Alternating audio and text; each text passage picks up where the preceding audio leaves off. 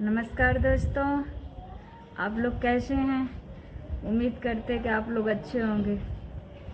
और आप लोगों के बीच में मैं एक देवी गीत सुनाने जा रही हूँ। जैसा लगे वो कमेंट में ज़रूर बताना और लाइक करना, सब्सक्राइब करना और शेयर करना और ढेर सारा प्यार देना दोस्तों। Thank you.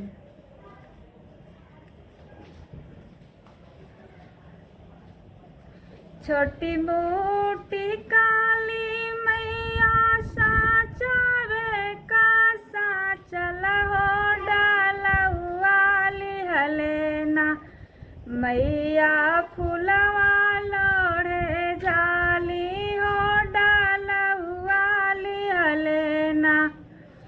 एक डलरी लोढ़ाली दूसरी डलरी लोढ़ाली तीसरे डलरी ना मलिया फेरेला नजरिया तीसरे डलरी ना मलिया फेरेला नजरिया तीसरे डलरी ना।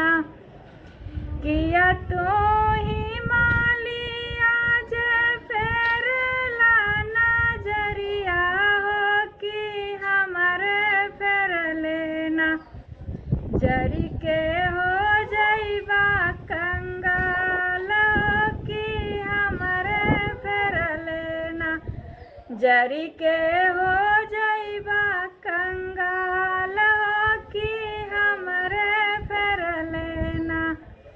छोटी मोटी दुर्गा मैया साचवे का साचल हो डालवाली हलेना मैया जाली फूलवा लोढ़े हो डालवाली हलेना। एक डलरी लोढ़ाली दूसरा डलरी लोढ़ाली तीसरे डलरी ना मलिया फेरेला नजरिया हो तीसरे डलरी ना।